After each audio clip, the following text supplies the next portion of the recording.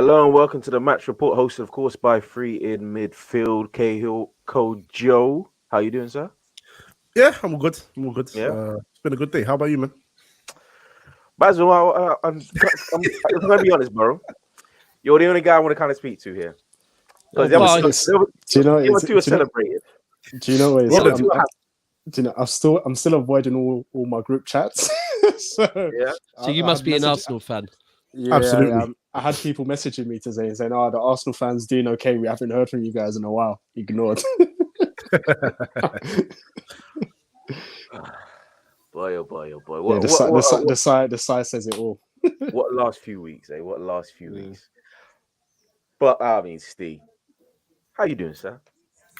I'm all right, mate. We got a bit of silverware, more than one, which is good. Not the full set yet, mate. So there's a lot waiting on that. There's a lot to go to get to that position. But so far, so good. So yeah, it was a tough final. And it was a strange game last night with 9 changes. Sometimes you have to do that when the sports scientists say, if you play him, you don't have him for a Champions League final because he's goosed. So, are you sure it's because the inhaler packages hadn't come yet? Oh, Now, Basil, now. So, Basil, who do you support again? I know. Be careful, man. Be careful. You're going to use a few of those packages, to be honest. Basil, you need to be having this conversation with Mikel Arteta, mate. I know. It's called salbutamol. Okay, that's what does it. So we're in a good place, mate. But I'm sure we'll get into it. I'm sure Daps would agree. Sunday is going to provide plenty of stress for both of us. Daps, how you doing, man? Yeah, I'm trying to be calm. Like the good thing is Liverpool have got 2 trophies, and even if Sunday doesn't go their way, they can wait a week and maybe get another one. This is like, we have to get this in it. We have to do it for everyone. Even for the people, even for the certain channels and people that, like, for half the season were saying they wanted Liverpool, they wanted a title race, and they wanted to see a title race and all of that. And then it gets down to the last week or two, and then they're like, right, now City, you've got to do it. It's like shameless. But it's hard. I'm nervous in August before a game, September before a game, October. I'm always nervous when we play. And I wish last night that Southampton had helped us so I could just go there in party spirit. I can't. But it's the same. It's the same as the last 6 weeks. Like, we have to do what we've got to do. And if we don't do what we've got to do, then the best team will do potentially the quadruple, and we have to take our hats off to them. So, but I think we will do it. Let me be clear as well. However nervous I am, I think it's great. We've had 6 or 7 days to rest, because there's a lot of tired people in our squad. I mean, we saw it with Liverpool on Saturday. They looked absolutely knackered. Seeing it with City, we looked knackered, and it makes sense. Like, I know all of you guys, you know your football, and when you've competed in 4 trophies for 4 or 5 years on the bounce, it does happen. It takes it out of you, and it's definitely taking it out of us. But yeah. Good season, though, right? Good season. I can't complain. I mean, being an Arsenal fan, I truly understand how your players must feel with being tired after playing so many games. With Arsenal players playing only about 40 games? We were very tired. Very, very tired. That's why it all came down to the way it is. But let's not start there.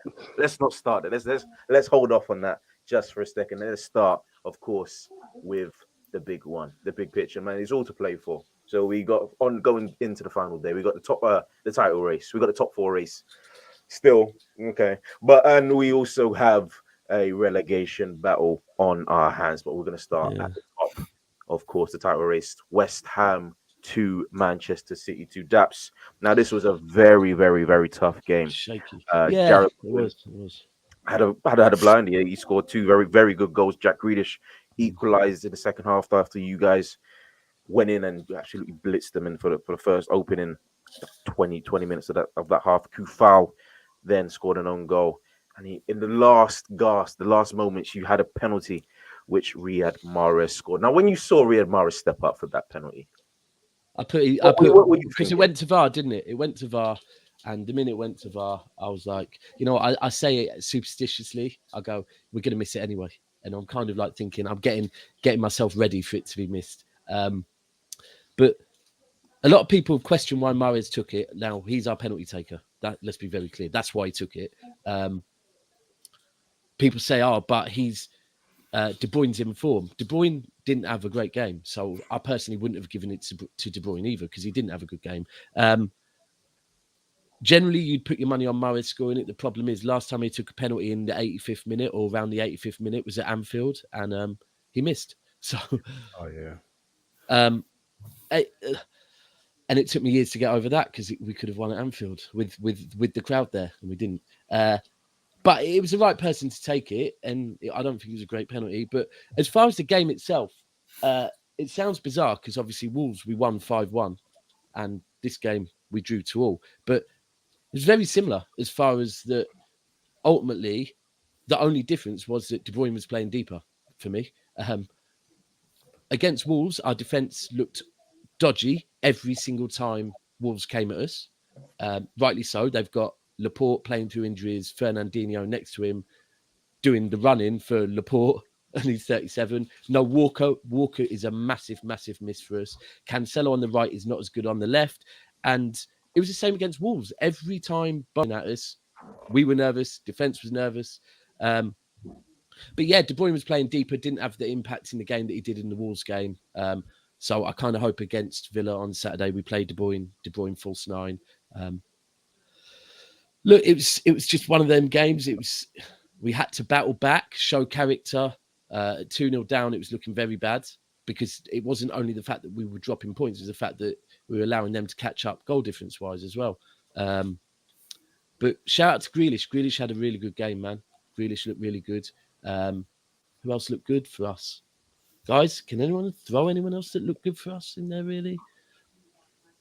It was not really. I mean, I'll be honest with you. Look, the fact is we battled back from 2-0 down, which is very important, but it wasn't a great performance from City. So, I mean, I'm happy we've got that rest because I think De Bruyne needed it. I think there's a chance we might get a few players back. There's talk of Walker potentially strapping up his leg, injecting, getting an inhaler off of Klopp and playing on Sunday. And Gone left. Useful. They're all gone. Yeah. But we really do miss Walker. I think going back to the Real Madrid game, I think that was the turning point when Walker came off because I don't think people often talk about enough how much of an impact a defender coming off can be because or ultimately people that aren't used to playing together and people playing in positions they're not used to. It just you saw in the one goal for Wolves, Laporte and Fernandinho were both pointing at each other about who was covering each other, saying I've got it, and the other one like no I've got it, but neither of them had it. And it's just those little things like when Walker is playing, I feel like whoever is right centre back doesn't need to worry about that side because Walker's got it. But then when someone else is there, there's more worry and people are out of position. It's hard, but you know what? This is football, isn't it? And Pep said it perfectly when he said, look, it's 3-4 games. It's not half a season. 3-4 games to win the league. So these players need be, they have to play out of position. They have to concentrate harder than they've ever concentrated because it's not a natural role to them. If we want to win the league, that's what they've got to do. And that's what it is. None of us here, we've got, I think, 2 Arsenal fans, a United fan, a Liverpool fan, a City fan. None of us here can complain about injuries. We can't, man, because we've all spent too much money to do that. So we just have to. And ultimately, if our squad's knackered, you know what? That's because maybe Pep let the squad drop too low. Like our squad is quite small now, so maybe that is. So we'll see. See, I have a question or a problem with Pep. Is that they spent 50 million on Nathan Ake. You have one fit defender, and you still can't get a start. But he's I don't think he's fit, bro. What makes you think he's fit? I don't believe he's fit. He's on the bench. He's on the bench. I find it. Laporte's playing. I hear you. I do hear you, but yeah, I find it strange that he's having to deputise Fernandinho in centre back, and they spent all that money on Ake, and he's barely featuring. I mean, for me, it could be, and I don't know if this it could be because Ake and Laporte are both left-sided centre backs, right? So it could be that. And if you imagine, if you haven't got your standard right back as it is, then playing a left back on the left, covering your right back that's not been playing there. I don't know. It could be that. Once another thing I've heard is that it's how good Fernandinho is on the ball, that you do need a ball player to play Pep's system out from the back. Look, Ake's been good since January, February. Ake's been good. So I do get it. And I've questioned it myself. But at the same time, I'm not going to question Pep. There must be some reasons to it. So I don't know. Ake was rumoured as being injured before the Wolves game. So I don't even know if it might be Pep is saying to the players now, because I've heard of managers do this when it gets to this point, when everyone's knackered, who wants to play, who feels ready to play. And maybe Laporte, despite the fact that he has come off several times injured, is going, I'm good to go, Gaffer. Whereas Ake's maybe, I don't know. It is a valid question, but there must be a reason, surely. There must be. I think the game for me, I watched the game, and in the first half, thought West Ham were really good. In particular, the positions they took up to nullify your centre backs, and in particular, Jared Bowen. So they get to 2-0 at half time and they go in, and you cannot. And I can't be the only person in world football that recognises this, because I'm sure people in this room do. You cannot play. We hold what we have against Manchester City. You can't do it. You can't sit in Liverpool. deep and try and keep them out. So they came out for the second half, and like the back four went and lined up on the edge of the box and didn't move for 15 minutes. All they did was invite pressure. I'm sitting there pulling my hair out because Werner in the Champions League final stayed high for the whole game, caused you real problems. Leeds, when they had success against you, stayed high for the whole game. Our front three causes you problems because it stays high for the whole game. It's like, this is the difference between David Moyes and Thomas Tuchel, for instance. I won't use Klopp because that would be easy to do because I'm a Liverpool fan. But it's not reading the room. It's not understanding that when you're on the ropes at half time. I genuinely thought you were going to lose that game. You could easily make it 3-4-0 if you play against us correctly. If you're 2-0 up and you play correctly, you could get more luck against us. And I'm looking at it thinking, he's shit the bed. He's just absolutely decided he's going to do this. And he's bottled it. He bottled it. And then you guys got into the game, and you don't, not taking it away from you. You still got to up your game to get into the game. But I think West Ham made it easy. And I'll never for the life of me understand why. These are free hits, these games. You know, go and have a go against Manchester City. Go and open up and enjoy yourself. Go and have a go against Liverpool. Go and have a go against Chelsea. You deal with the low block better than any other team in the league. And I genuinely believe that's why, for the most part of the season, you've led the league, because you don't have the same problems that we do, because you've got 3 8s and 2 10s and a 9 and a centre forward on the right wing and all of that stuff that creates angles and rips people to death. We don't have that. We don't have that edge to us. I was just really, really frustrated with West Ham's lack of endeavour in the second half. And you talk about finding blueprints to beat Liverpool, to beat Manchester City. There's a blueprint to surrender the game to Manchester City, and barring that penalty save, we could be sat here today and Liverpool could be needing you to lose 5-0 and we win 6-0 to be with a hope on the last day of the season. That's how close it came to me sitting here going, we need a sort of a miracle. But West Ham did themselves no favours. I thought West Ham of good value at half-time, come out the second half, do exactly the same again. I know they got a couple of chances on the counter-attack, but generally they played 20, 30 yards deeper. And for a fan that was hoping for an open game, especially at 2-0, can't tell you how frustrated I was. Yeah, I agree with that, because if you look at the first half, they had a formula that worked. You know, they were playing for the 2 goals. They got a long ball forward. Bowen was pretty much making runs off Shevchenko. Got away from it. Once he found that gap, he was just making runs in behind, make sure he stay on side. It worked both times. And, you know, Bowen had him. So in the second half, even if you're going to drop deep, you shouldn't have your dangerous forwards dropping that much deeper. In the second half, it was very much Antonio by himself up top with no one else support him. And you know what? I think Antonio as well, because I'm a big fan of Antonio. Someone was going at him yesterday. I think he's a handful, right? People tell me about his numbers, and I do get that, but he's a handful. and we saw it last season. In fact, he gave Diaz problems and scored against us. But I feel like he was being way too weak, man. He was going down, like for a guy his size and his strength, he was going down a lot, and it was just like you don't need, when you've got Bowen, you don't need to do that. You hold the ball up, Bowen will, and especially against Fernandinho or Zinchenko, like I don't know, they're playing for free kicks when I didn't feel they needed to. Like, I think he did that because in the second, well, especially in the second half, because he Slow didn't the have game down. Yeah, he didn't have that many. Yeah, Bowen wasn't making these runs because Bowen was. I think tactically they were forced to drop deeper. So your Bowens and your Lanzinis or Fornals, whoever else had him at the pitch at whatever moment in time, were dropping much deeper. So when Antonio is getting the ball forward, he managed to stick it. He's looking around thinking, "Am I going to be able to pass it? And if no one's going to pass it to me, I need to win a free kick or something." And if he's not going to do that, the only other opportunity he had was when Fernandinho made a mistake, and he read it well. He knew the pass was coming.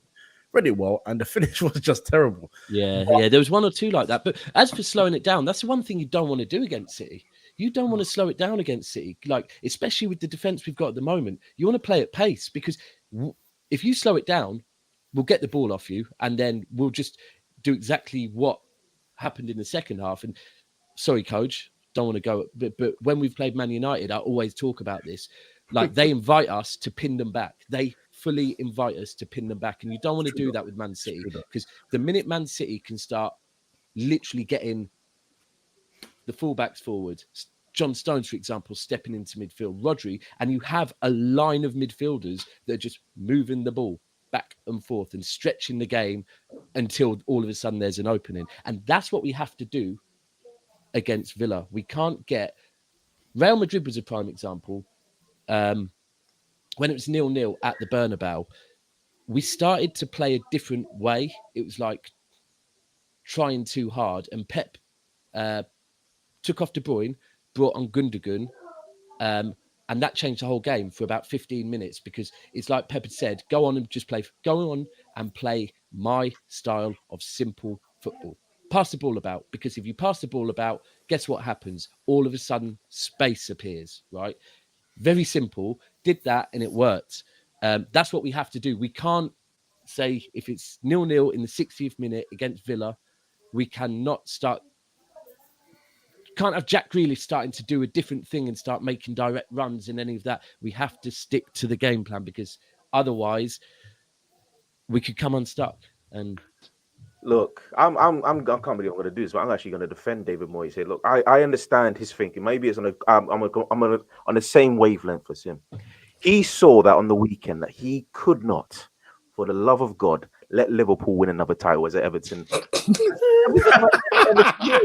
I forgot that he's Everton, isn't he? So he absolutely just opened the floodgates. Says, you know what? Here you go. Have a free hit. Go and win the title, because I can't have those other men talking about 2 league titles now. I just can't have it. That's the thinking. That's the way of me and David Moyes are on. See, the season's done. He's lost. That sounds remarkably like David Moyes thinks that top flight football started in '92, mate. There you go, man. But yeah, it started in no. It started in 2000 and yeah. 11. I knew you'd say that.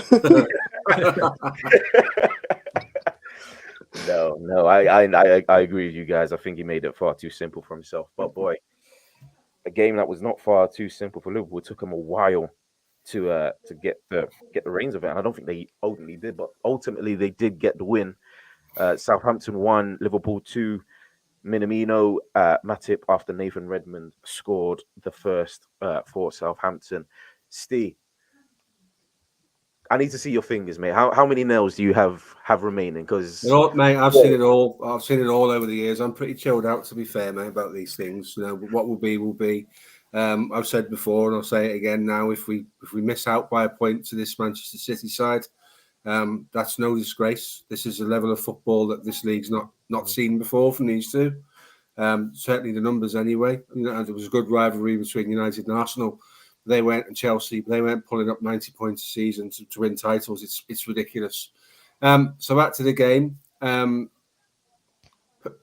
Daps says Pep's asked the players who's good to go. They put their hands up and they nominate themselves. Klopp gets told by our sports scientists who you can and who you can't play. because they do muscle density tests and blood oxygen in your blood and all that stuff. To be fair, Steve, that's just my take. Right. I'm not saying that. All I'm right, not saying that's how Pep works. I'm just It saying sounds it might have been feasible. that. It sounds feasible, to be fair, mate. It really does. So we knew because if you cast your mind back to end of the FA Cup final, apart from the run to celebrate with Costas, it's a very low key celebration on the pitch with not too much charging around like lunatics, and that was a deliberate ploy because they're done in, mate. We've got players all over the place dropping at the moment, so we've now got obviously the game at the weekend, and then we have a week until we play or 6 days until we play the Champions League final. But the game last night, 9 changes. Harvey Elliott comes out of nowhere. He's been missing out for months, and sometimes you need to do that with the kids. There was times when Foden was coming through that matchday squads are coming out. He wasn't in them because you need to sort of check them every now and then and give them a reality check and make them realise it's about hard work, not about sort of have one good game and a divine right to play. But Foden actually had that. Foden had that. I think it might have even been the season where we got 1 point on you to win the league. Out of nowhere, Foden hadn't really been playing, and then about 3 games before the end of the season, he came in against Tottenham and scored. But I think that's the thing. I think with Pep and Klopp, the way they work is like if you've played for Liverpool in the league this season, I believe Klopp trusts you, and the same with Pep, right? So if they need to play you, they will play you, because I think you've seen it with Origi and whatever else. Klopp trusts your players, so like 9 changes. 9 changes. There we go. You know, good news: Joe Gomez injury doesn't look too serious. That kid has some bad luck, doesn't he?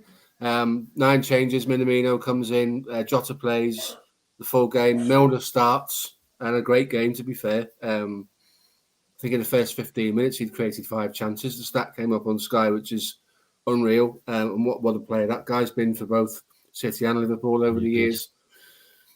Konate continues to impress. He's going to be a hell of a player. He is 22. He's still got lots to learn. Matip has a solid game. The Greek Scouser keeps his place. So not even Salah, Mane, Trent on the bench. Didn't even take them. I thought it was a risk. When the team came out, I was like, wow, bloody hell, 9 changes. And if it goes wrong, where do we get it back from? And it did go wrong. I mean, Martin Tyler says and Jamie Carragher said it's a world-class strike. It's a ridiculous deflection. Let's have it right. It's not. It was makes a good deflection. contact. It makes good contact with the ball, but it's not a world-class goal. It's a deflection. But even so, my first thought when that goes in is there enough creativity on this pitch to score 2 goals to win that game? That was my first thought as a Liverpool fan. And I've been on Redmen today, and those guys agreed. That was exactly their thoughts too. Then Gomez fires the ball in at Jota, who does really, really well with it and feeds it off to Minamino as a touch, and his second touch to take the ball away from the defender was really clever. And then obviously smashes it in the top corner. And then second half, Matip gets the strangest of headers you'll ever see. I was trying to work out if it was a good or bad header. It came off him and the defender simultaneously. So it did get a deflection, right? Because I was trying to work out. It looked like, their defender actually flicked it on. Their guy flicked it on front post.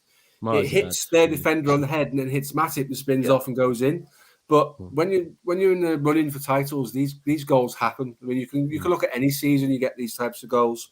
But what Daps has just said, if you play for Liverpool or Manchester City, particularly this season over any other, your manager trusts you to make 9 changes. He's got 25 professional guys in his first team squad. And with the exception of Oxlade-Chamberlain, he didn't get a sniff either in the starting lineup or as a substitute. Klopp backs them all.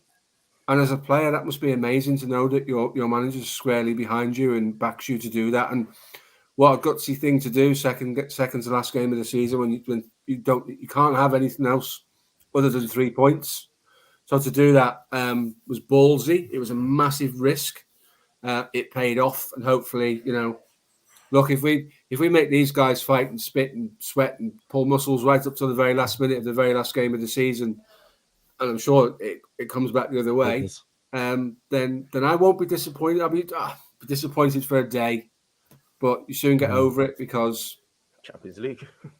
Well, Yeah, either it'd of be a these bit two harder. teams, Be a bit harder for me, but either of these two teams deserves to be champions of the Premier League, and it literally is a flip of a coin at the weekend. I've just heard today that Martinelli and Conte are out for Aston Villa, so they've got second string goalkeeper and Conte's missing from the back four. lovely, Say again. lovely. I'll take that.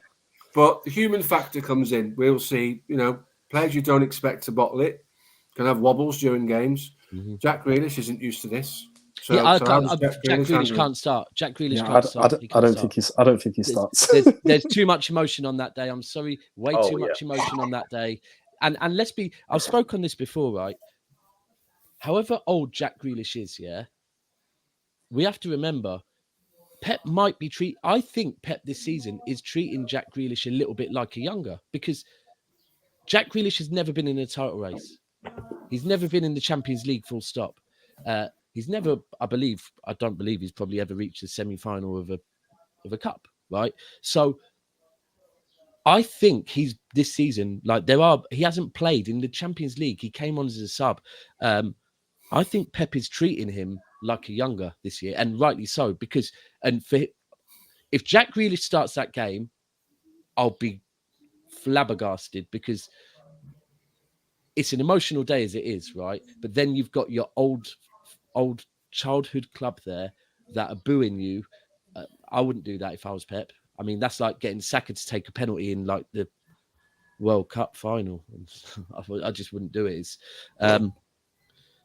No, that wasn't shade. I think that was stupid by the manager. But the other thing you said about it was, and I think start Grealish. I think it would be, look, he might rise to it, but I wouldn't risk it on the last day of the season. The thing you just said, and we were saying about the managers, the way Klopp and Pep trust players. Just want to say something quickly, right? Because if you look at Foden, yeah, remember when Foden was coming up and everyone was telling Pep, you should play more, you should play more, you should play more. And then even like now in, say, the Carabao Cup or something, or games that don't mean much, yeah, people are saying, oh, we want to see a load of youngers play. We want to see a load of youngers play. And people will say that, what's that doing to their confidence or whatever? But you know what? I think what he's doing is managing it very, very well at building their confidence, because all of our youth team will now know, right? They've seen from Foden now that there is a path, but they'll also know that Pep's not going to play you because it's a Carabao Cup, right? Pep's not going to play you because it's not an important game. So imagine if you're an 18-year-old and all of a sudden Pep Guardiola's turned around and said, I want you to start this game. He's not picking you because it's the Carabao Cup. He's picking you because he trusts you. So all of a sudden, and I feel that's why when you do see Cole Palmer or you do see McAtee or you did see Foden back then, and it was in bit parts, but they'd always have good games because they were confident, because they're thinking, I deserve to be in this team. So I don't know. I've just started thinking it. I think it's very, very clever because it installs that confidence that you are going to have to work for it. But when you get there, you've got there and you've earned it, and they know that. So a manager trusting his players, eh? Yeah. So we'll see what happens. We'll see how it works out the weekend. We'll see how it goes. I know what they can't Kevin's go, going and at. ultimately the league can't be won by goal difference now, can it? No. So if you lose 6-0 and we draw 5-5, it goes to a playoff. So it's a playoff then. It's happening. And that's the only way won't. it can happen. Yeah. We win 6. They lose 6-0 and we draw 5-5. That's the only way it can happen. Right. That'll be amazing. They didn't even pick up on my joke, guys. They didn't pick. They're so focused. They didn't pick up. That's the thing. My joke. They didn't pick up. Apologies. Come on now. The gap's only 1 point. So if Yeah. lose at all and Liverpool win, it's done, isn't it? Yeah. They draw and we win, it's done. So both teams have to win. Yeah, precisely. Yeah. We win and we win the league, ultimately. Anything, because we shouldn't be, and I've been saying this for weeks when people are like, hopefully South. No, let's not rely on anyone. We have to win our games, because especially Southampton. Anyway. Anyone. I mean, to be frank, look at Liverpool's record. Oh no, they're fantastic, but I have certain feelings about Hustle. Anyway, that game's done. Sorry, Kel, what are you gonna say? I was gonna say we win and we get into the Champions League, but Hey, all right, Basil. Boy. Before we get there, what do you want to say about Southampton, coach? Because I know it's biting it because we haven't talked about poor defending yet in a while. So I want to talk about poor defending just for old time's sake. With all due respect to them, I think that's a game that Liverpool could afford to make 9 changes because I've not had a lot of or any faith in Southampton for a long time now. What about Mini Klopp? Who's Mini Klopp, right? Yeah, because how dare you? How dare you? Come on. Honestly, he is one hell of a joke. No, look, watching the game, and I was just watching Southampton. Besides the goal, giving the ball away, and it wasn't under even any immense Liverpool pressure. I mean, Minamino wasn't pressing the same way. Maybe like Mane would, neither was Jota so much. They're just complacent. The whole team. Yanko as well, the defender, just very, very poor. This is why I was saying that I thought they'd get into a relegation battle. They haven't really won any games of note. They've just, got hit 40 points, and the 3 teams below them just haven't done enough to catch up to them, which is fine. But no, I don't have any faith in that team. So when Liverpool made 9 changes, I spoke to a couple of people at work, and they're like, "Oh, wow, that's a bit risky." I was like, "Nah, it's not." With all due respect, I'm trying. You guys, you make fair points, and it's about trust. The players are good. Liverpool players, backup players are good. They're very good footballers. So I'm not trying to downplay who they are. I'm just saying in aspect to what I feel about Southampton, and I said it all season. I just don't trust them with anything. So I'm just not a fan of the squad. I'm not a fan of the manager, and I'm certainly not been a fan of their defending for the last 2 years, or 3 years. But yeah, that's just my 2 pence on them. And if do you know what? I'll say the one thing. I when I saw the lineup and then I saw Southampton score, I just messaged Ty and Steve, right, literally 20 seconds before they scored, saying, if Liverpool drop points in this game, then people are going to question Klopp straight away. They're going to question him. And then he scored. It was like, oh, but then I was like, they will get it back. And do you know what? I was thinking, oh, I like this because at last there's something I've got on Klopp in that Pep Klopp argument, right? But it works the other way. It just shows he has got confidence in his players. And like when people say Pep overthinks things, there's some people that have come out and said, oh, isn't that the job of a manager to like think about things? And most of the time with Pep and Klopp, they get it right. And when they get it right, no one says they're overthinking anything. When they get it wrong, everyone's saying they're overthinking it. And you know what? That was yesterday. I could easily have come out at Klopp, but it's like, nah, that's why Klopp is the manager he is, that he's got that trust in his team. And yeah, I'm not going to lie, I was really pissed off when he scored the second. I think on Kojo's point there, if I could have picked a team in the Premier League to play last night, making 9 changes, I would have picked Southampton every day of the week. You know, it's funny. I would have picked Southampton have taken points off of us. Boys, Southampton have taken points off of us home and away as well. Yeah, but the last 2 months, mate, they've been absolutely. If the season went on for another month and get relegated, they would. Yeah. You know what's crazy? You know what is actually crazy? In the midst of this title race, Liverpool actually won an FA Cup, and I believe it was the first FA Cup in 2006. 2006, almost 2006. Gerrard ruined the day off that we would have had from school if West Ham had won it. Oh yeah, shoot, yeah. Really? You would have. Wow. Our school said if West Ham had won the FA Cup the next day, don't even think about coming to school. It's that perfect. That would have been beautiful. And then Gerrard decided to just ruin my day. Well, we better not ruin my day on Sunday. We'll get to that. But first, Steve, bloody FA Cup. What does that mean to you? Look, if you're going to put in the annals of history, you're going to put Jurgen Klopp up alongside. Sorry, guys. See you soon. See you later, Daps. See you, Daps. And you, pal. Take care. If you're going to rate Klopp in the history of Liverpool managers, he needs to win domestic trophies. We pretty much all agreed on that because they did. So the Carabao Cup is a trophy. It's a start. The FA Cup is something that we haven't had the squad to compete in the FA Cup and the league and the Champions League. And I've never disagreed with putting younger teams out there to try to protect other people. But suddenly this year we've got 7 guys who can play up top, 6 guys who can play in midfield. 4 good, strong centre halves, and three fullbacks that we can rotate, and a decent backup goalkeeper. So we suddenly find ourselves in a position where get to the quarter-final, maybe start taking it a bit more seriously, start bringing some of the more seasoned, better footballers in. We're 180 minutes away. Yeah, 180 minutes away from doing something that, if we don't do it, I don't think anyone else will ever do it. And I'm not saying that's because we're that great. We've just found ourselves in this position. Yep. Football's 150 years old, and no one's ever done it before for a reason. And I actually think Manchester City will beat Aston Villa, if I'm being honest with you.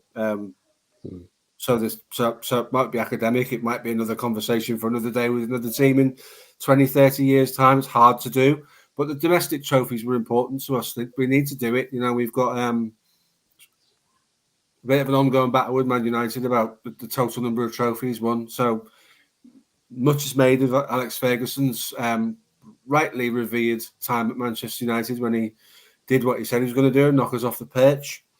But those things go around and come around, and we instilled ourselves back at the top of that perch. Now what we need to do, whilst these guys are finding their feet and trying to rebuild, is put some distance between us, because you don't know the day Jurgen Klopp walks out of Liverpool if the opportunity to win trophies drops off for a bit, depending on who we recruit in his place.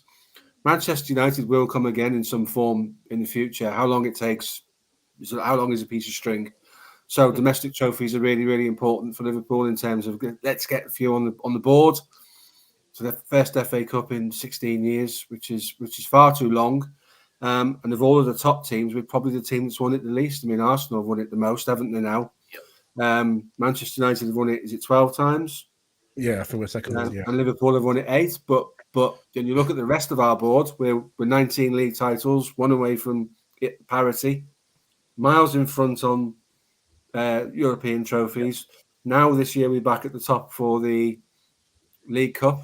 We've won the most European Super Cups. So it's what we want to do. We have a champions wall at the ground that we want to see those numbers going up, and it would be right to rank Klopp alongside the great Liverpool managers of sort of yesteryear, for the right phrase. And to do that, he needs to win domestic trophies as well, and not ignore the fact that fans love a day out at Wembley. It's a special time, it's a special occasion, and thankfully this year we've been there twice. And commiserations to Chelsea, and I genuinely mean that. There's not much between the two sides, and the difference in the league is that we can perform week in and week out, and they can't, and that's why there's 16 points between us. But on the day when you execute your game plan, and Tuchel is a game plan manager, it's pretty tight, and it was pretty tight with City and Chelsea as well. So they might be a mile away in the league, but in terms of playing each other, they're quite close. I think we're letting certain Chelsea players off the hook, because there's people like Pulisic, and then there's people like Basil. Hold your fire, please. I All right, don't hold on. right now. It's pretty much irrelevant right now, bro. Pretty much irrelevant right now. Hold your fire for this next topic, okay, because that's what we're going to talk about right now. Oh dear. Steve said it was pretty tight, and it was up until the I don't even know what day it was. What day was it? It was Monday. It was Monday. Yeah, it was Monday, It was a Monday. So it was a nice day out at Newcastle. Absolutely nothing to play for them. They hadn't beaten a top 6 side up until match day 37. And along come waddling Arsenal.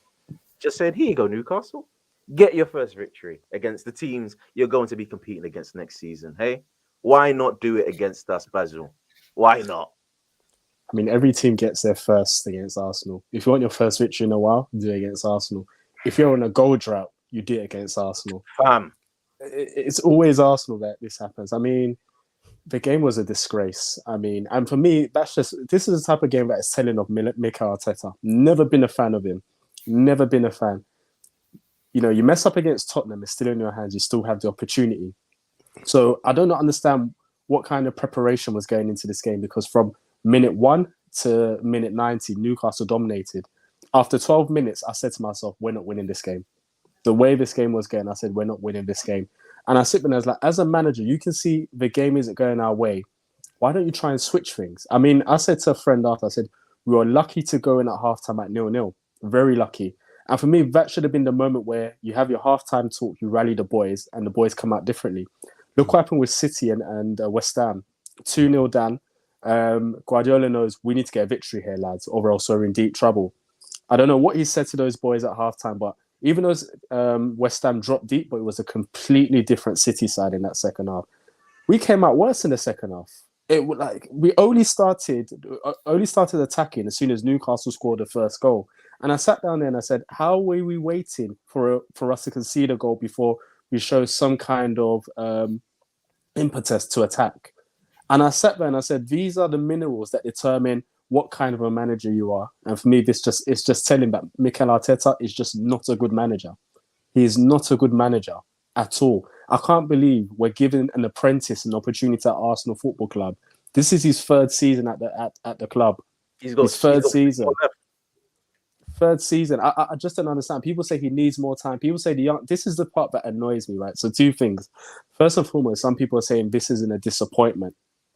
Because if Arsenal, if you offered Arsenal fifth at the beginning of the season, I'll take it. But I say this, as the season goes on, expectations change. Yep. So you can't have the same expectations that you have at the beginning of the season because you see how it pans out and then it changes. So it is a disappointment because Arsenal have had it in their hands quite a few times this season.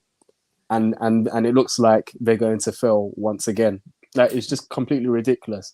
Then my second point, before I hand over to Cahill, was this. I hate the fact that we're using the youngsters were tired or it's because Arsenal have youngsters that we failed. Because it's like we're quick to praise the youngsters when Arsenal are doing well, but then quick to use it as an excuse when it's not going well. So I'm like, pick your poison. You can't be saying, oh, the youngsters are doing well, Arsenal are there because of them, and then when things go wrong, try and use that the fact that they're young and inexperienced as an excuse for the failure. It's like it has to be one or the other. And those are the things that annoy me. That everyone has these excuses. Some people are even saying like, "Oh, Arsenal have done well. It's not as bad as it is." It is as bad as it is because when you've got 3 games left and you just have to win. Technically, all they had to do was win against Tottenham, or you have to win, at least 2 of those 3 games to qualify for the Champions League so late in the season, and you bottle it. That is a huge, huge disappointment. Huge disappointment. To that point, Big Ron, I don't think it's changing goalposts. I think what you need to realize is that there is context during a season. And the context was the team that was meant to one challenge for titles at the very beginning was Manchester United. And they absolutely were shocking. For the entire season, they were shocking. They dropped out the title race maybe 5 games in. They dropped out the top 4 race maybe 2 months ago. Then you have to factor in Tottenham. And you have to factor and the fact that they're not that good of a team. They had a decent start at the beginning under Nuno. Then it all evaporated and Conte came in, and they weren't exactly great. They weren't exactly firing. All they have are 2 very world-class players, and at the end of the day, that seems like that's what's going to push them over the edge. But the rest of the team is not that great. They still got Eric Dyer playing game in, game out. They still got Ben Davies. Is Ben Davies? Game out. What's his face? Emerson Royale still playing. Winks is getting games here and there. Their team is absolutely shocking, and they still managed to claw it out. You have to take in the fact that Leicester were shocking as well, and they were a very good side last season. They just didn't have the minerals this season. And then you have to take in West Ham, who have, in all fairness, they went for the Europa League and it didn't pan out. But another team that drops out of the top 3. So you're talking about 2 teams that were in the top 4 title race.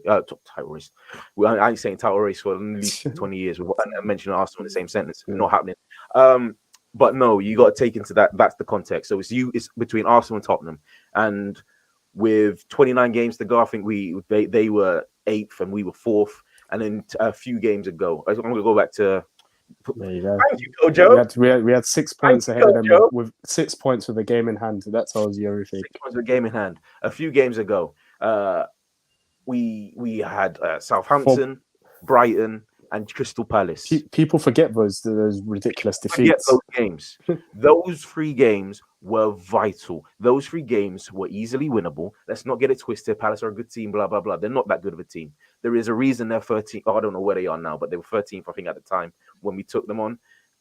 And we absolutely capitulated. Brighton have been shocking. And like Basil said before, I don't think they had scored in, what was it, nine games or something like that? Yeah. And then boom, out of nowhere, they score against Arsenal and they beat us at home. And then you go to Southampton. That's the worst of the lot. Southampton. Who scored their goal? A defender? Yeah, and Bednarek. Yeah. Bednarek, bruv. Yeah. That's the context we need to look about during the season. That's the thing we need to focus on. Because if you look at the season throughout context, we have absolutely every right to change our expectations. We have absolutely every right to change our expectations because that's what we were aiming for. Because the board changed their expectations. Mikel Arteta changed his expectations. The players changed their expectations. And they absolutely fumbled the bag. Then you get to this game against Newcastle. I'm not even spoken about Tottenham. We got absolutely battered by Tottenham. It was an embarrassment, that performance. And then we go out against Newcastle and perform even worse against Newcastle. Who are Newcastle? Yes, they have the Saudi money, but they have Dan Burn. That was the major centre back. What's it? I knew Big Ron was going to say that. Bring up that comment. Big Man, you need to stop with the smug thing. The smug thing is really annoying. But anyway, modern football fans are fickle, bro. You need to relax. Anyway, what was I saying? You need to look at that Newcastle side. Dan Burn, Callum Wilson was injured.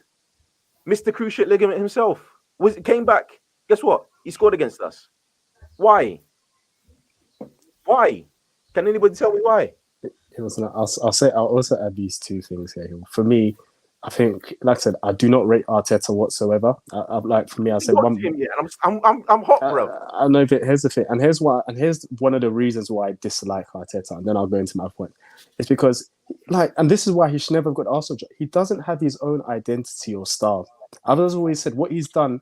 The worst thing for Arteta was for him to be assistant manager to Pep. Because he's taken his playbook and trying to copy it with Arsenal, but we don't have the players. So for me, I say if we don't have the players to play that style, adapt, have a different style that you must have. But he doesn't have that, and he's so rigid. And then we go back to the Tottenham game. I think the thing that annoyed me the most about the Tottenham game is that we can see Holding was on some, I don't know what to explain, like some different level of passion where there's a lack of common sense. Even before that, if you go into a game and you want to put Rob Holding on Heung-min Song, I'm sorry. Are you not a fool? Are you not an idiot? Should you not be fired for that? That's a fireable offense, in my opinion. But okay, here's the thing. He's picked him, right? And my issue is that sometimes when players lack quality, they try to cover it up with just being passionate in those type of games. And you can see what Rob Holding was doing in the first 5-10 minutes. And I said a good manager highlights that and brings him aside and say, calm down. Like, what you're doing isn't for the betterment of the team. But not once did Arteta pull him up. Then he got the booking. And I said, at some point, have a word with him. Then he did what he did and got sent off. And I said, as a fan, I saw what was happening. As a manager, he saw what was happening and did nothing. That, for me, tells me just how not good he is. Then the second thing for me, and then also I'll leave it there, is the fact that the board offered him a 3-year contract extension before he'd even achieved anything. That, for me, is telling us as to where Arsenal are. Because if you're a serious club, you wait to see, does he meet our goals? Does he achieve the things that we needed to achieve before you offer him that? It came out, and Arteta said they offered him that contract during the time that Arsenal lost those 3 games on the bounce. That, for me, is very telling of everything you need to know about Arsenal, the owners, and the fact that these guys do not have a clue whatsoever what they're doing. And that just tells you, I fear for where Arsenal are going to be in the next 3 to 5 years. Some people think the only way is up. I'm telling you now, with the amount of teams that are coming up and the competitors in that league, the only way is down for Arsenal because it's all wrong. It's all wrong there. Look, here's the thing on the Mikel Arteta contract situation. If you accept mediocrity, if they accepted mediocrity, fair play to them. But they rewarded mediocrity for 3 games to go. Not secure the top 4, not to secure the goal that the team had set out. The team wanted to play Champions League football. Let's not get twisted. Everybody in that team wanted to play Champions League football. You go down to you want Cedric, you want Xhaka. They all want. Xhaka as well. We'll get to him. Everybody there wanted Champions League football, and they absolutely played just mediocre performances week in, week out when in this run, and it's embarrassing. It's absolutely embarrassing. The only way is down for this team. This team's finished. I think it's finished. Let's not talk about title races for the next 10 years. We're 10 years behind City. We're 10 years behind Liverpool. We're 10 years behind Chelsea. So let's not even talk about title races for now. Champions League with Tottenham and Conte, with Newcastle with their billions, and you know what they're going to do the exact same thing that City have been doing, and when it comes to FFP. So we can't compete there. Then you got West Ham. No, not West Ham. So it's Tottenham. It's Manchester United. That's the team I was going to talk about. They've got this brand spanking new manager. They're going to get rid of a lot of deadwood in that team, rightly so, and they're going to get rid of a lot of problem people in that team as well, rightly so. And what's going to happen next? They've got the finances to do. They got the finance to make mistakes. Doesn't matter. So they're coming back. They're coming back. Where does that leave Arsenal? 8th. Cool. Cool. 8th, 9th, mid-table. Arsenal Football Club, mid-table. Because what this defeat does, and I'm saying I honestly don't think Tottenham are slipping up against. Who is it? Norwich? Come on now. Yeah, no, they're not. That's let's behave. They can't fumble that. They won't. This was the season to get top 4. All the great signings that we could have got this window out the window. I don't care about Hickey. We're bringing him in as a backup in case Tierney gets injured and Tomiyasu gets injured. Okay, cool. I don't care about any of these other men. I don't care about Jesus. Is Jesus the gunman? Is Jesus a gunman? No. We were talking about Vlahovic a few months ago. He's not exactly had the greatest time at Juventus, but I think he would have done better. He would have done it's the same at Arsenal, and that would have helped us. And going forward, we could have got players around him and built a team around him. We can't build a team around him. Cahill, there's so many things. I mean, the fact that we have Edu there, who's been, let's be frank, he's done a horrible job at Arsenal. Horrible. And let me tell you this: like the fact that we're even trying to offer Nketiah a contract. Let him go. He's never been good enough. Many things that are wrong with Arsenal. It's never been good enough. Like, here's the thing: we brought in Tavares to be a backup for what's his name, Tierney, if he's injured. Even we brought in Tavares to be a backup for Tierney. Tierney's injured, and he's not even doing the job we even brought him for because Arteta clearly doesn't trust him. Someone offered Cedric a 4-year contract at that club. Clearly not good enough. Mari was Jack is a leader and deserves to be captain again. Yeah, Mari was another one that we brought in that was on loan, and then we offered him a permanent contract, and then we threw him out on loan again, not to be seen. They offered the likes of Holding a new contract a few years ago. You know, look at the performance he's doing. Lokonga was another one they signed, not used. The fact that we've had to bring back El Neni into the starting lineup tells you everything you need to know about Arsenal. I mean, I think there's a player in Lokonga. I really do think there's a player in Lokonga. I'm not saying there could be, but what I'm saying is he was one that was signed. He was one that was signed and is not being used. So then you have to ask yourself, what was the point of the signing? Here we go. And this is the point. His favourites. Eddie Nketiah has become his favourite because what? He scores 2 against Chelsea. It's because he runs around, so that's why. He runs around. He presses. He's become. He works hard. That's his favorite. You know what the thing that Arteta hasn't taken much from Pep, but what he's taken is exactly what Patrice Evra and Dimitar Berbatov were talking about. He doesn't like characters. And you can see that he doesn't like Pepe because he's a character. Doesn't like Aubameyang because he was a character. Doesn't like Saliba, character. Doesn't like Guendouzi. Guendouzi, Ozil, all gone. Ozil, character. Doesn't like characters. Likes yes men. Guys, I'm the tactical genius here. Follow my plan. My plan is going to win us games. It's going to get us top 4. And talking about that, this brings us on to Granit Xhaka, because apparently, if the players stuck to Arteta's plan, they would have won the game. But it wasn't because. But we didn't win the game, did we? Because we didn't stick to the plan. What is the plan? What is the plan? Basil's been on this podcast since he's I don't know, since we first started this podcast, and since Arteta's come in, he cannot tell you the plan. Kojo, can you tell me the plan? Nah, I can't. Steve, can you tell me the plan? No. Daps isn't even here. I bet you couldn't tell me the plan. What is the plan of attack? Because it seems like we don't have a plan of attack. And for 3 years, and for 3 more years, the plan isn't going to come to fruition. The plan does not work. We do not have a plan. So where are we going with this? What style do we play?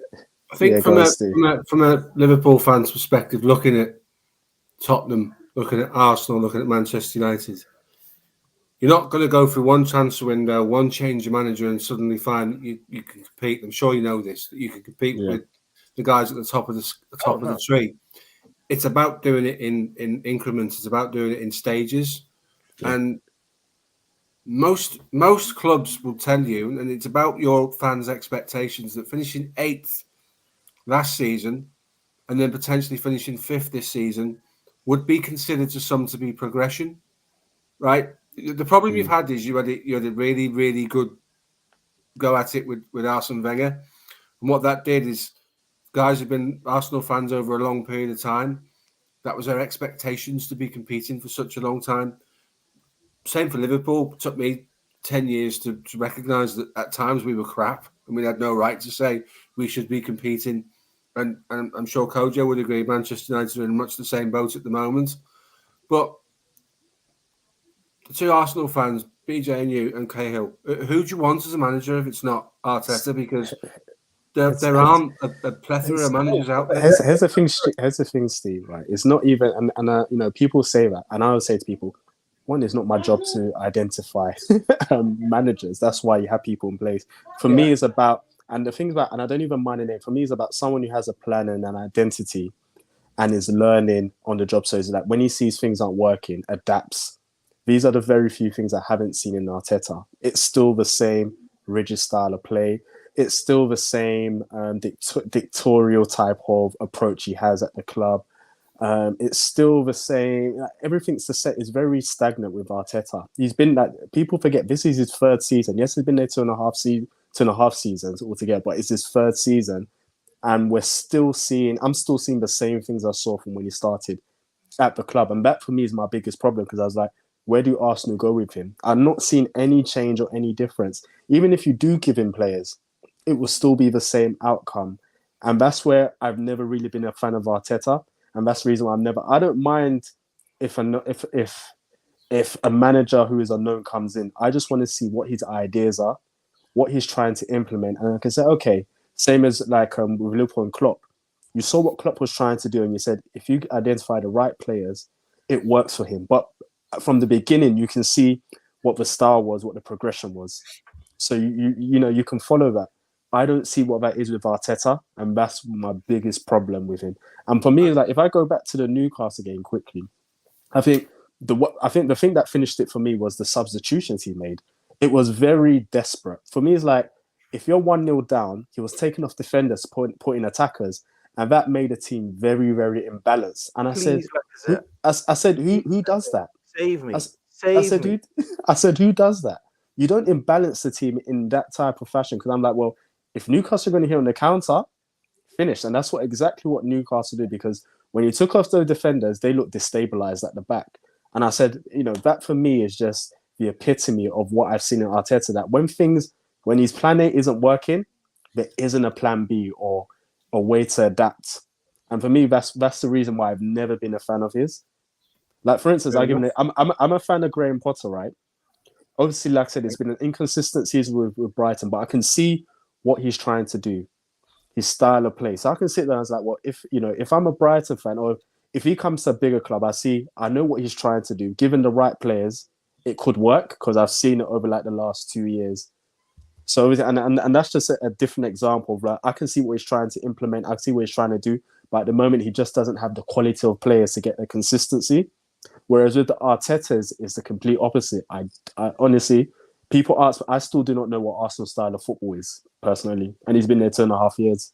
That's the thing. That's fair comment. It's fair comment. That's the case for 19 managers in this league, regardless of success, you see what they're planning to do. You see their plan of attack, and you see it work. It might fail sometimes, it might work sometimes, but you see, and they're consistent with it. Arteta just hasn't worked because there's nothing there. There is absolutely nothing there. We've been here. Basil says we've been here for 3 years. We don't know. Does he want to play expansive football? Does he want to play free at the back? What does he want to do? There's no plan. There's no plan B, like he said. But I don't think there's a plan A. I think the plan A is press, get the ball, try score. Cool. Thanks. That's it. I don't think there's a plan. And to answer your question about the potential managers, this is the same thing that's played Arsenal for the past since Wenger, the Wenger out protest, not protest, but the calls for Arsenal to get fired were. We wasted our time. We've wasted our time. We've watched Klopp get Liverpool get Klopp. We watched Pep get Manchester City. That was at the very beginning of the Wenger stuff. And then we waited again, and we watched Chelsea get Tuchel. We watched Tottenham get Conte, up to the point where there's nobody left. There's literally nobody left. You can try get Roberto Mancini, but really, no. I think we'll be back in the same position again. Plus, he'll get on the players' wrong sides, and we'll end up with an absolute mess. We can try Luis Enrique, but is he really going to leave Spain? And is he going to work? I don't think he might not work. He might play a beautiful style of football. He might have a plan. But after he left Barcelona, has he really been that successful? No, not really. And I think international football's miles below the Premier League in terms of standard and intensity. There you go. And there's sorry. So I'm sorry, Steve. I'm cutting everybody. No, I hear what you're saying. You two guys are in quite a bit of pain at the moment. You can see that. You know, it is everybody that we think. Everybody that you can possibly think of that coming to Arsenal from this point on is a huge risk. Basil mentioned Graham Potter. Yes, there's a plan. Yes, he plays beautiful football, which it goes in line with a lot of Arsenal fans' way of thinking, but it's a massive risk. He's never had a job as big as Arsenal, and at this very sensitive point in time. Patrick Vieira got 5 from Nice, maybe unfairly. But now at Palace, he had a great start, and there's a plan, but it did fall off once again. Hasn't had a job as I say calamitous as Arsenal's right now, and as sensitive as it is in our position. So I don't know. I honestly don't know. That Roy Hodgson, there you go. That's the big one. Thank you, Big Ron. Maybe Big Sam. The thing is this. Like I dislike listening to like a lot of pundits on TV because they have no idea what they're saying. Because a lot of them are quite optimistic about Arsenal, and I always say this to people should fear where Arsenal are going to end up next season, because what people don't realize, we're in a bigger mess than we actually are. Because one, we don't have the quality of players already at the team. There's some people out of contract who are leaving, right? So obviously that means we have less players than we have this season. There's a few players who the contract situations are a bit funny. So people like Saliba, people like Saka, have you got to 2 lose years. Saka for free, you know, and we were getting buddy. That's what I'm saying. They have like 2 years left on their contract, and I question whether either one of them are going to sign. Because Saliba's looking like, you haven't trusted me. Why on earth would I want to stay in? Like, you've given Arteta a 3-year contract. He hasn't treated me well. Why on earth would I want to stay and play under him? Saka's probably looking at his mates when he goes into national duties, and like, all of these guys are winning trophies and talking about competing for trophies, and I'm at Arsenal, I'm not. Then secondly, the transfer market. I always say this, and I said it to my friend, Arsenal will bring in no more than 2-3 players in the window, because Arsenal are not the type of club. All you have to do is check their history over the last 10, 12 years. They don't bring in that many players during the window. So we're losing players and we have to bring in players. But, you know, it will still probably be the same number of players we have this season. And secondly, we're not going to draw the type of quality we need to go up, because people are going to like, well, we don't have Champions League this season. You haven't looked good for the last 4 or 5 years. Why on earth would I want to join you? You don't look like you're going to be competing anytime soon. So the quality players are not going to want to come to Arsenal. And then obviously you have up and coming clubs who are going to want to challenge again. And so I would say to people should fear where Arsenal are going to end up next season and the season after, because the situation is a lot more dire than people actually think it is. And a lot of these pundits are gaslighting the situation, saying, oh, they've done well. Don't worry, they'll be back. The youngsters will be better next season. No, other teams will be better next season. That's the issue Arsenal are going to face. It's progress. Progress, Basil, because we finished 8th 2 seasons wrong. We got Europa League again. But the problem is that if you add context to that whole situation, we got Europa League based off the fact that we how many games have we played this season? We had no European football. We were European football, yeah. Very out FA Cup early, League Cup, League Cup early. So semi, we've been one game a week since what? February? I think even potentially February, January. Boom. So now we're going to add Europa League into that context, and I fear for what teams are going to do to us in the Europa League. We'll get through the group phase, no problem. But once it gets to the knockouts, we ain't gonna find that competition. I can guarantee you that for a fact. Steve, throughout the Hicks and Gillette era, were you ever this? Yeah, it was bad, mate. It really was. I think the Hicks and Gillette era was worse than Arsenal, and the reason I say that is because some of the players you brought in during that era. Um, I mean, Cedric. I was about to say, no, but remember they had Konchesky. They brought in Konchesky, Paulson. They brought in a few. They had like that, but I think I like to forget this part of my life happened. They had Jay Spear in the midfield. They did. I feel like in 10 years' time, when we can look back at this Arsenal era, we're gonna say, I can't believe we actually had these players playing for Arsenal. Because some of these players are dross. Yeah. We're going to talk about Rob Holding. Got a new haircut, new hairline, new me. Can I talk about him? Because he is one hell of a shocking defender. But he defends better than Ben White, though, right? Oh boy, that Tottenham defending was criminal. I call it defending. It's not defending, but it was a criminal performance. You got so much so that after his first foul, which he didn't get yellow cards for, so much so that my girl, who has no care for football in the world, was watching it and said, "This guy's not going to make the and he got sent off in the 30th minute. That was a setup for what was going to happen on Sunday or on Monday, rather, because whatever the situation with Ben White is, I don't think he's near fit. Whatever the injury was, injured. Yeah, so he wasn't fair. You could see he was struggling after like 20 minutes in the Newcastle game. You could see he was done out. Gabriel obviously keeps getting substitute because he's got an injury problem as well now. But Rob Holding, and Arteta, I'll go to him as well. Rob Holding is that's a player that just cannot stay at the club any longer. It's not a case of being reactionary because of one game. He's not proven any level of worth to Arsenal since he's joined the club, and I guess the only thing that goes in his history is Arsene Wenger once said you don't talk about him because he cost £2 million or something like that. That's the only thing that he has on his resume. But then we go to the game against West Ham, Newcastle. Those subs, and Basil, you mentioned it earlier about imbalance, right? We saw Cedric, I think Ben White and Tomiyasu at centre back.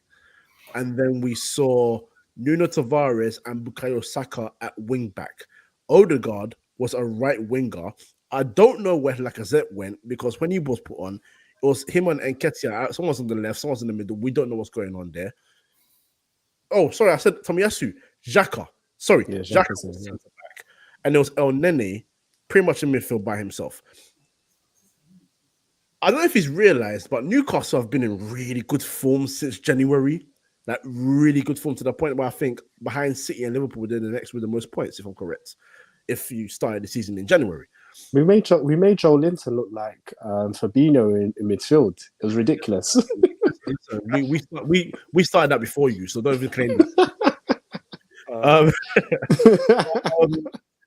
It was just comical to watch because in such a pressure game, yes, injuries do happen, but you have to have a game plan because that your two main centre backs are injured already before the game. You must have a backup plan. You have to have something ready. You guys were in control.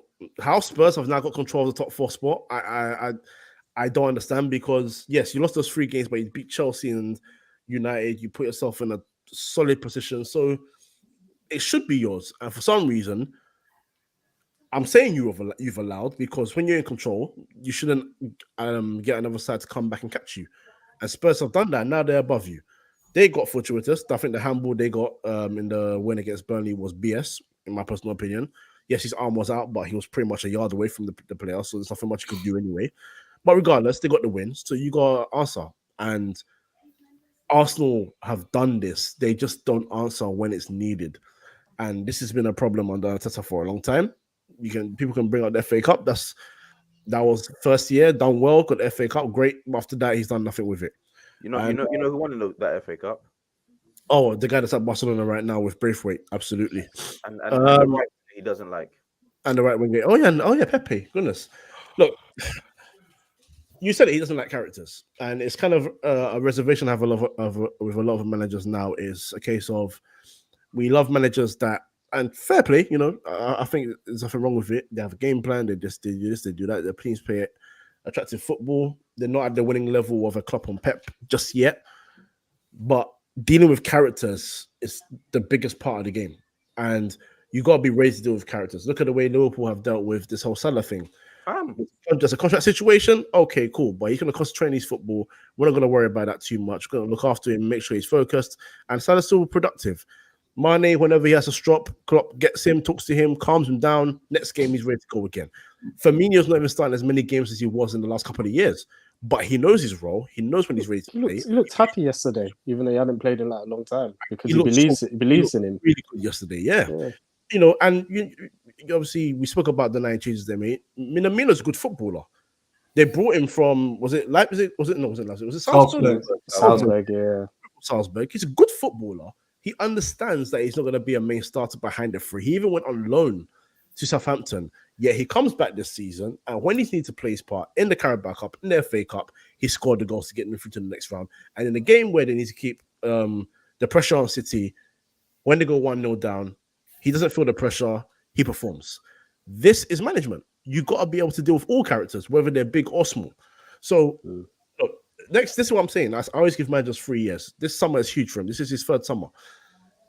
If he's really adamant that the players he brings in must go through his way or the highway, there is no excuse once he gets the players that he wants to bring in. That's the be-all and end-all of that. They've given him a new contract because whether Arsenal fans like it or not, I think the expectation was Europa League, and at minimum, he's getting that.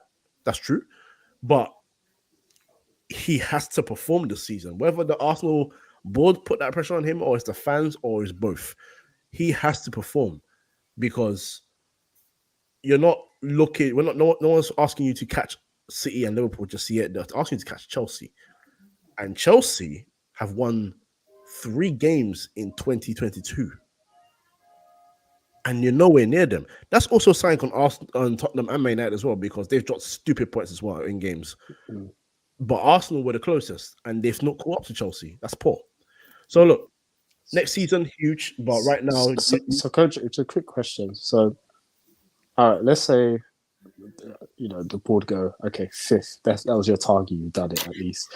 What would be the expectation for Arsenal next season? 4th.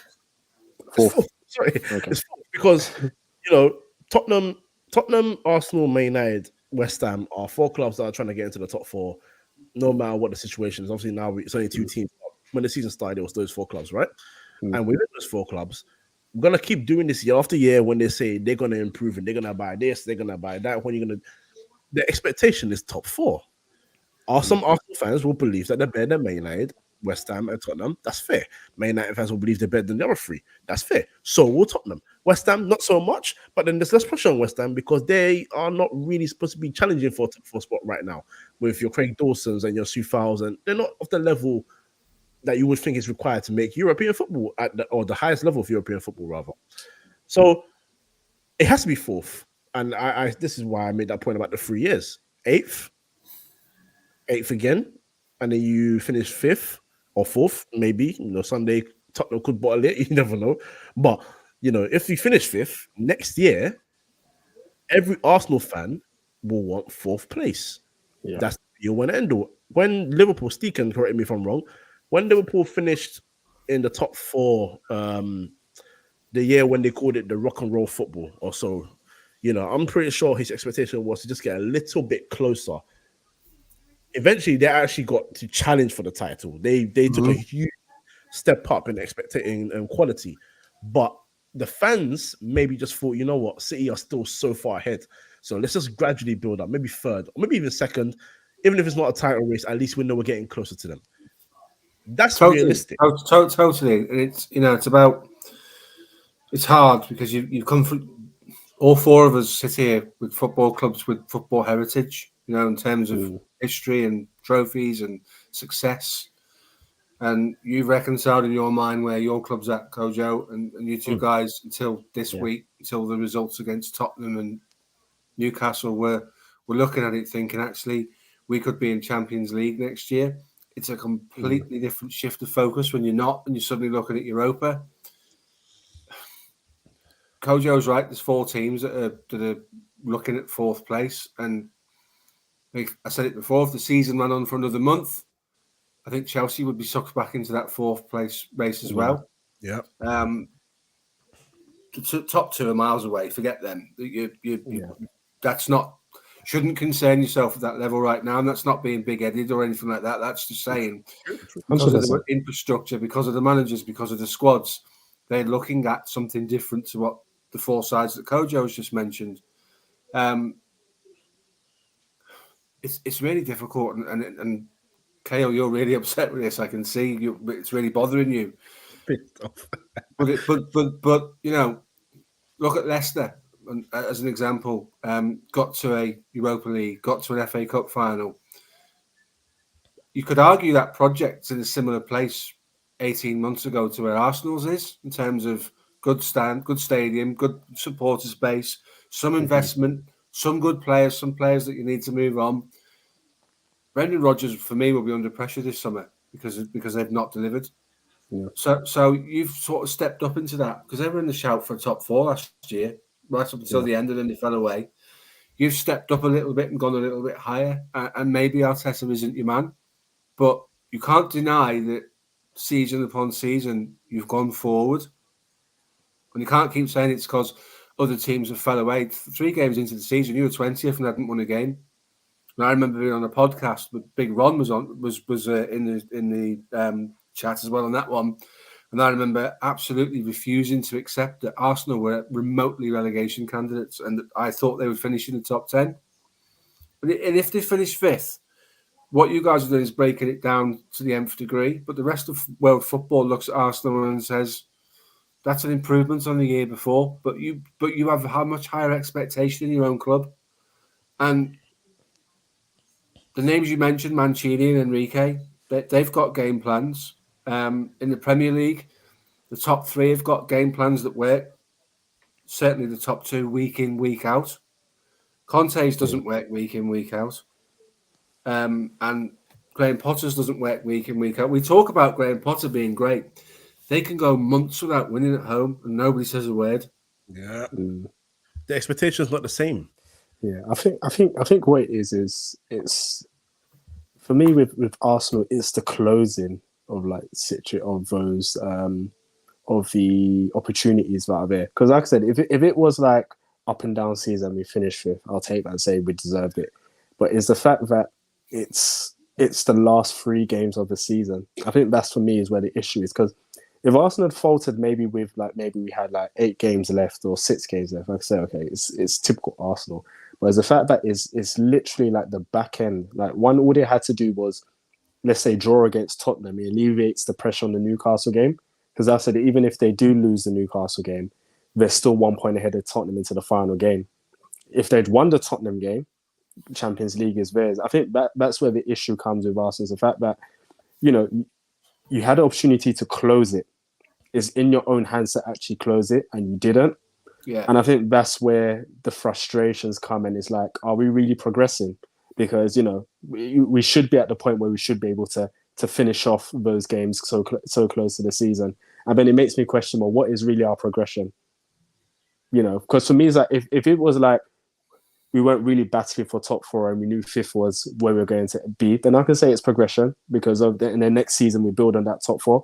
But it's the fact that, hold on, top four was there in your hands and then you slipped. So then in my mind, I was like, well, where do we go from there? Because if you can't take the opportunities when the other teams around you are so bad, because let's be honest, West Ham faltered, United was so bad, Tottenham have been bad this season, let's be brutally honest. When you're so bad and it's in your hands and you don't take it, then it makes me think, well, what's going to happen? Yeah, it makes me think, what's going to happen next season? I don't understand. I don't understand. That's it, exactly. It makes me think, what's going to happen next season? Because United are going to learn a lot from this season. They're going to learn a lot and look to rectify that.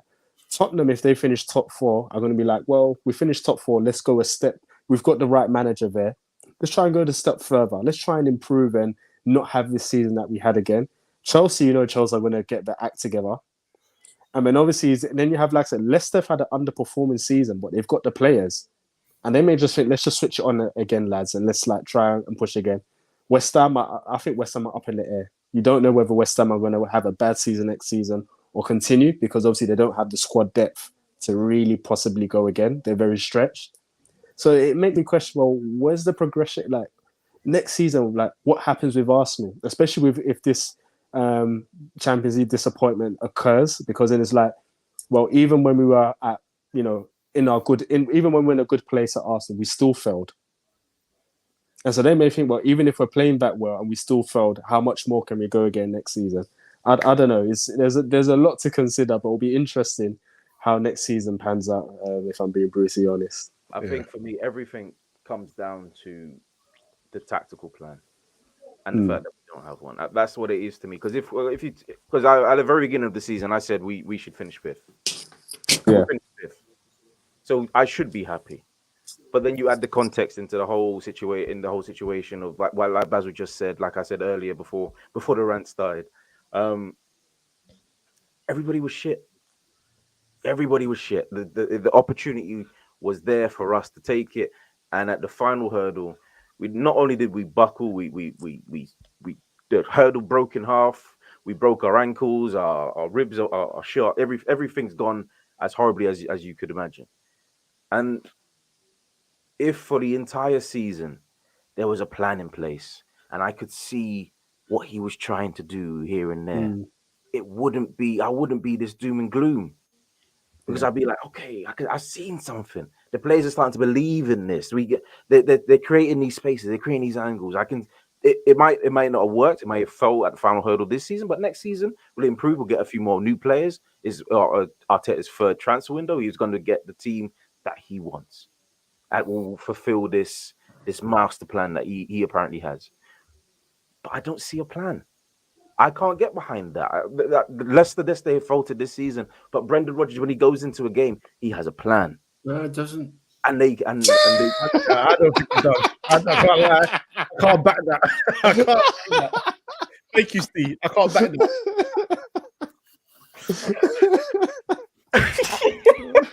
Cahill. Right. Let's just talk about the plan, right?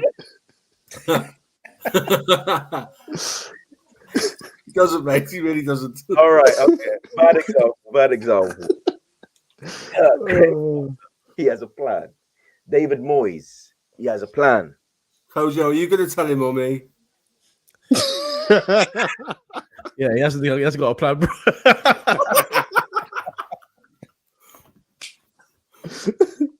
You're giving a lot of managers too much credit, man. A lot of them.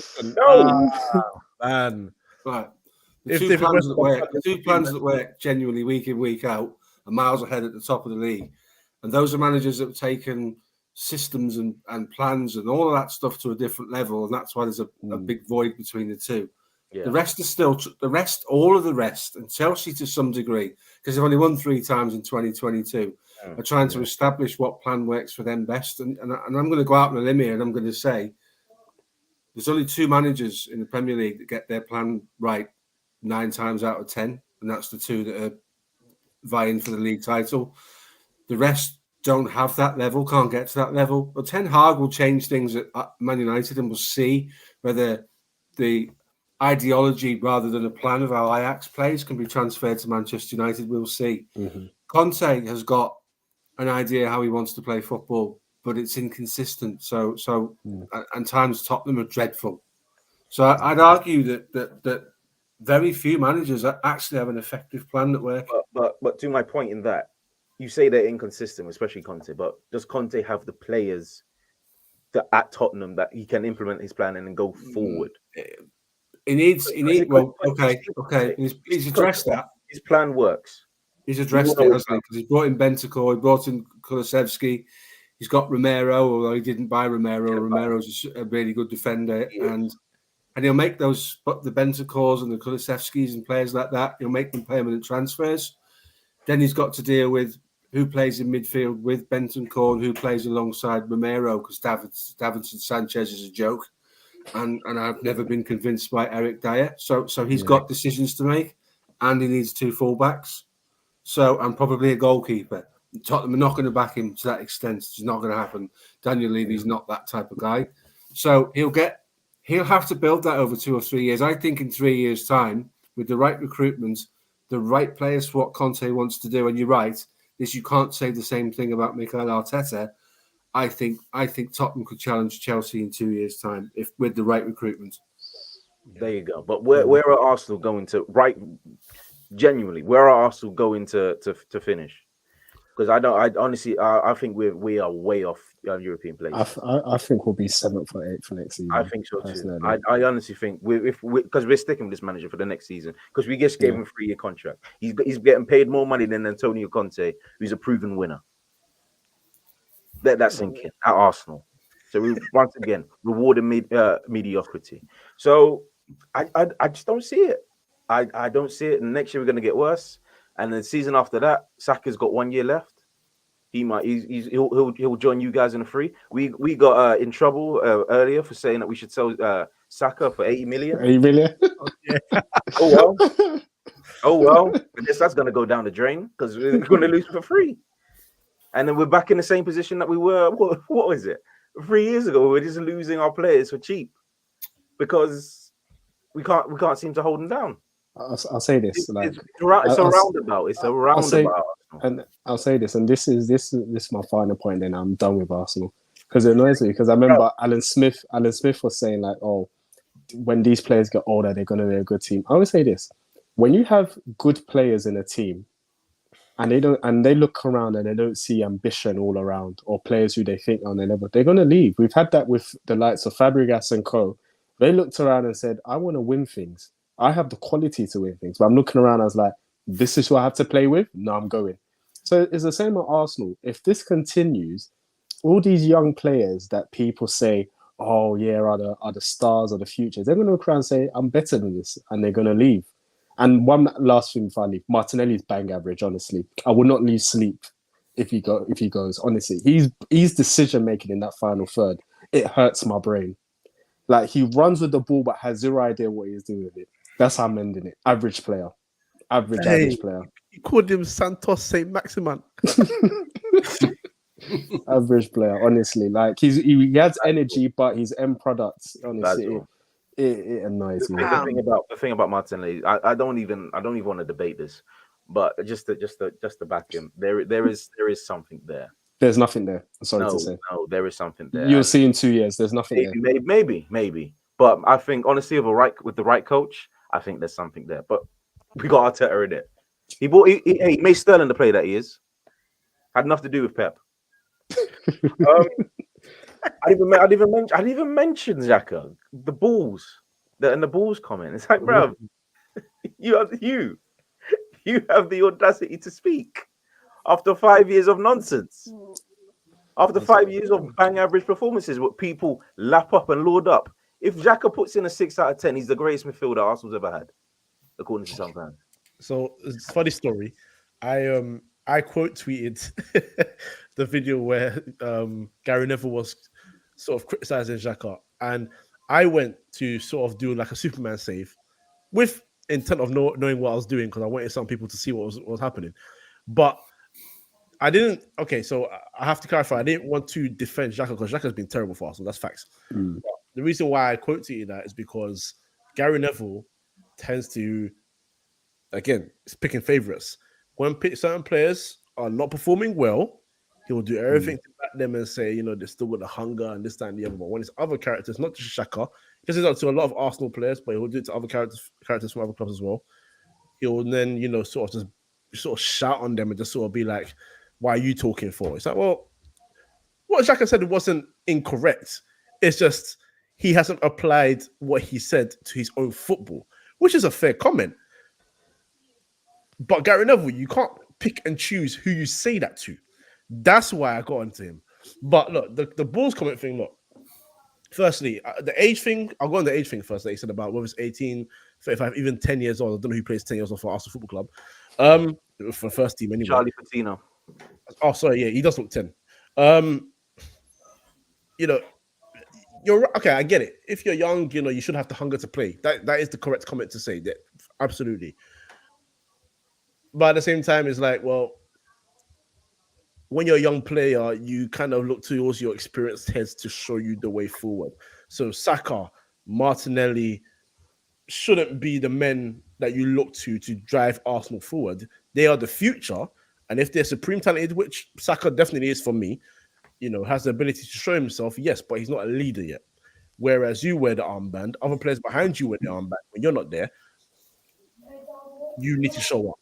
And then the balls comment, yes, again, you should be a bit more aggressive, should be more this and that. But again, Arsenal haven't been aggressive for a long time. For a long, long time. And he hasn't changed that culture. We had a misconception about him when he was brought in, about him being like a tough tackler. No, he's a poor tackler. He's just very tough in the challenges, but he's not great at them. He's as good as Paul Scholes was at tackling. So, it's a weird interview to do because I'm surprised they even brought it up because because obviously you played the full 90 and when you're part of the team that played so badly, I find it hard to say those type of comments when you were part of it because there's like, well, why didn't you apply those comments to yourself while you were playing? Which is why I found it weird. Obviously, I found the interview weird, and the fact that I even did an interview because I'm like, when I'm part of a team that plays badly, and I'm part of the problem, I wouldn't come out because then it's like when you ask me those type of questions, in my mind, I'm like, how do I answer? Because if I answer, I have to include myself in that type of answer. In that, I have to include myself in terms of in that assessment. So it was a weird interview hearing some of the things they were saying. I was like, but. You played the game, so I don't understand. It was a weird interview. I don't know. It was a weird interview, and we haven't even. Let's get the predictions in quickly because bloody hell, it's 1 hour 30 minutes in, and I can't believe that we've not mentioned the relegation battle. But just do it quickly. What's happening in the title race this weekend, guys? I think City will beat Villa. I think it'll be a good valiant effort from Liverpool, but I think City will beat Villa. You don't think Steven Gerrard is going? Who are Liverpool playing? Sorry, Wolves home.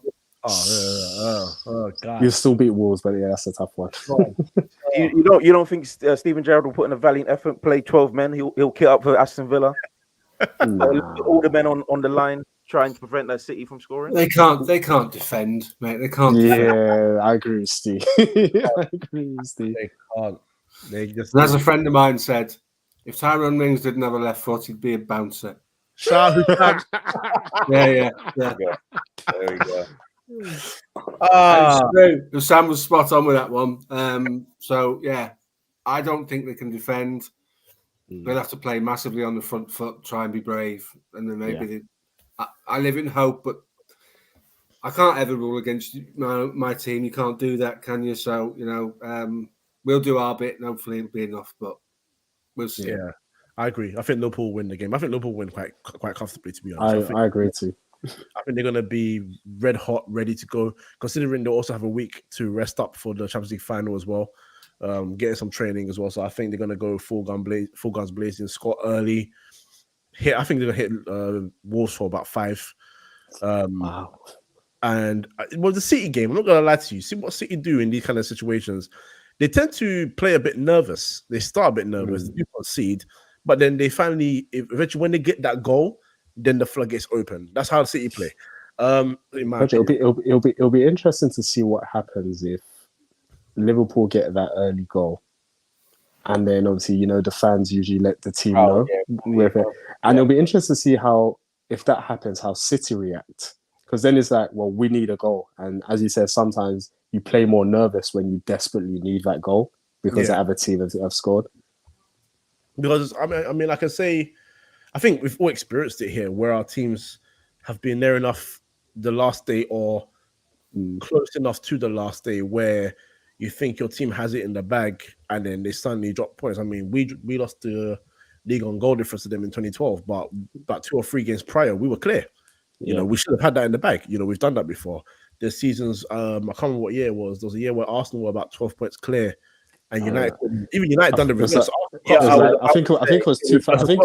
I think Yeah. it was 2003. If that one was, Yeah, or 2001. It was either 2001 or 2003. Arsenal were like 12 points clear and they just fumbled. There you go. And because you City Liverpool score feeds back from the crowd. You're a City player and you're thinking, Christ, 8 weeks ago we were 14 points clear. What's going on here? And then you take your mind off what you should be doing in the game, and then you give someone space, and then Villa get a chance, and then suddenly, human factor is going to be massive on Sunday to see where it ends up.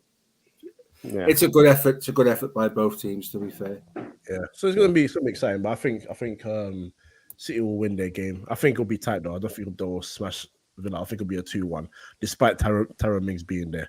And I think Tottenham. I think Tottenham are going to squeeze a 1-0 at Norwich. Nah, man, they've been there for 4 goals. No. I mean, you might be right, and if they do, then good for them. But I don't see it happening. Norwich have conceded 70+ goals this season. I think they win well. Well. You think they're stopping Harry Kane and Son?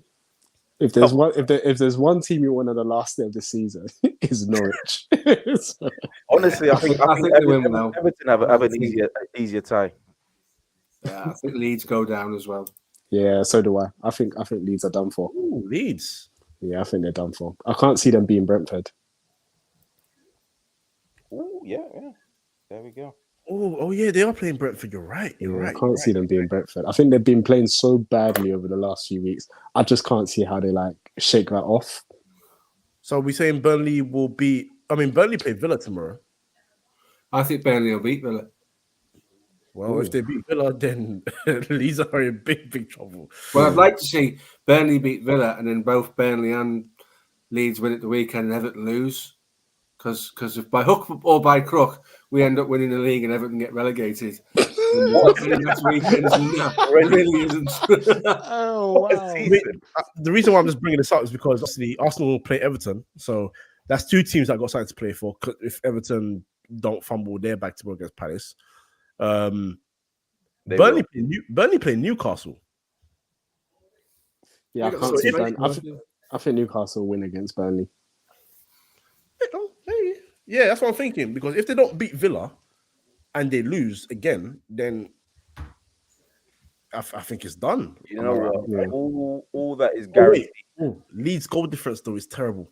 It's like minus 14. It's bad.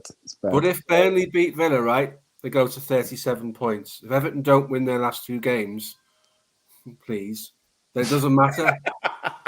It's true. It might do everything the model good to get relegated. I can't lie. They spent stupid money on players. They're not coming back up, mate. They got a £200 million stadium being built for the Championship. That'd be quality. Wow, I forgot about that. Wow. All that is guaranteed for the weekend, though, is that football is going to be entertaining as hell. Yeah.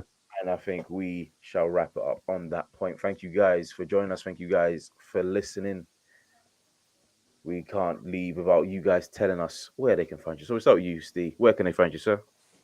On my socials. And if you're a Liverpool fan, you haven't already subscribed to Redmen, do it, because there's loads of content there. There's some fantastic prizes for the legends at Redmen, the subscribers. They win signed shirts and all kinds of stuff. And they've got some ex-pros going in this weekend to do some interviews with about cups and FA Cups and all that stuff. So it's full time there. They have 2 or 3 shows going out a day, so it's pretty flat out. So and then obviously on things like this, and if you haven't already subscribed, then you should. If you're watching this retrospectively, keep an eye on usually Monday nights, isn't it? You guys go live typically. Subscribe, like, and get following. Basil, where can they find you, sir?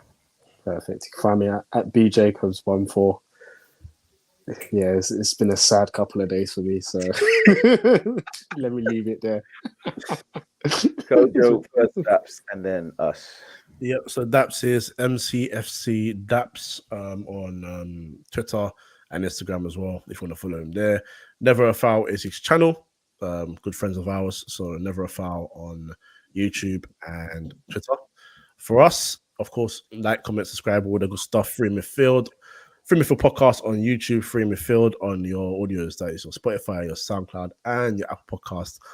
And for your socials, Instagram, Twitter, TikTok, and yes, even Twitch, which we're live on right now, Free Midfield Podcast, or just Free Midfield rather. Come and follow us, check us out. And that's it. See you on Monday, I guess. See you on Monday, indeed. This has been another episode of The Match Report.